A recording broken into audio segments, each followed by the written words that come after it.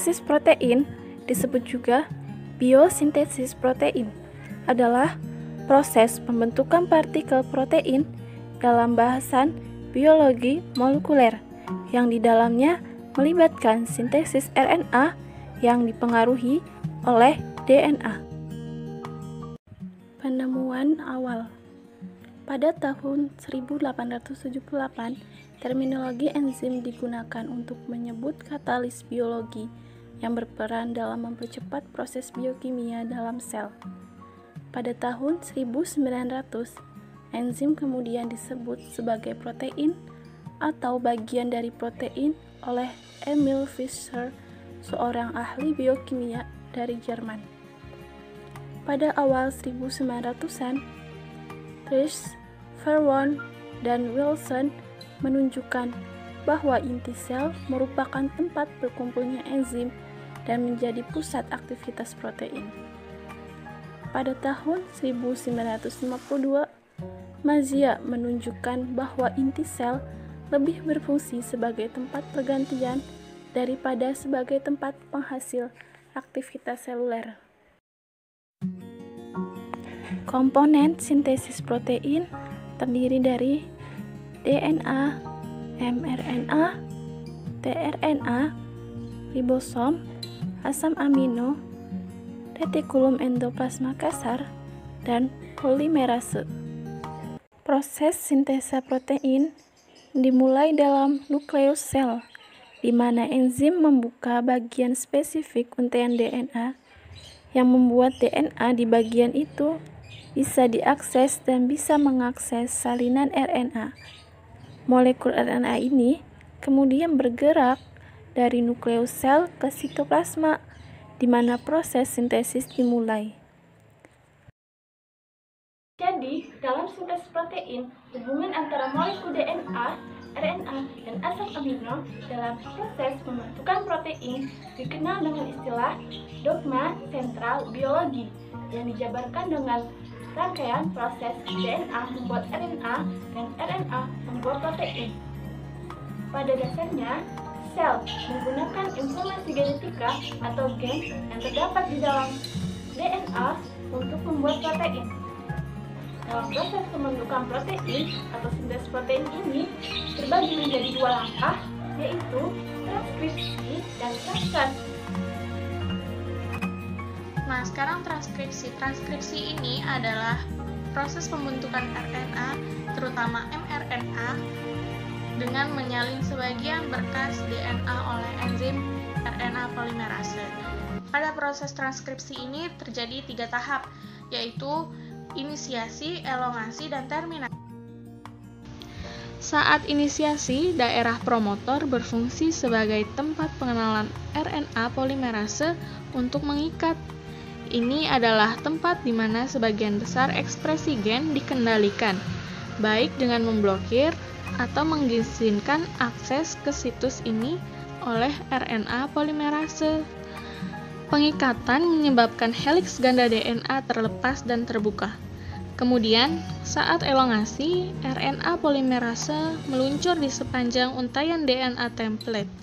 Saat basa komplementer berpasangan, RNA polimerase menautkan nukleotida ke ujung 3 dari molekul yang sedang terbentuk.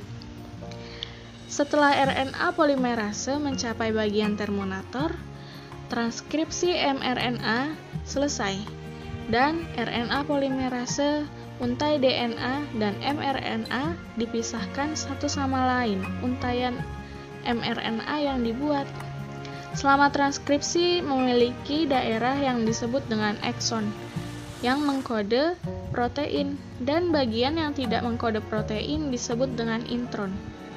Agar mRNA dapat digunakan dalam translasi, bagian intron harus dihilangkan dan ditambah modifikasi seperti 5-cap3 polyatil. Proses ini disebut dengan intron splicing dan dilakukan oleh kompleks yang terdiri dari protein dan RNA disebut dengan spliceosome. Kompleks ini menghilangkan segmen intron dan bergabung dengan ekson yang berdekatan untuk menghasilkan untaian mRNA yang matang. yang dapat meninggalkan inti melalui pori-pori nukleus dan memasuki sitoplasma untuk memulai translasi. Proses translasi adalah proses pengubahan mRNA menjadi polipeptida atau dalam skala kecilnya disebut asam amino. Proses translasi terjadi dalam 3 tahapan. Yang pertama adalah inisiasi, yang kedua adalah elongasi, yang ketiga adalah terminasi. Proses translasi dimulai dengan untai mRNA yang berikatan dengan subunit kecil dari ribosom di hulu start codon. Setiap asam amino dibawa ke ribosom oleh tRNA. Jenis asam amino ditentukan oleh urutan antikodon dari RNA transfer atau tRNA. Pasangan basa komplementer terjadi antara kodon mRNA dan antikodon tRNA. Setelah molekul inisiator mengikat ke start codon, subunit besar ribosom mengikat untuk membentuk kompleks translasi dan inisiasi selesai.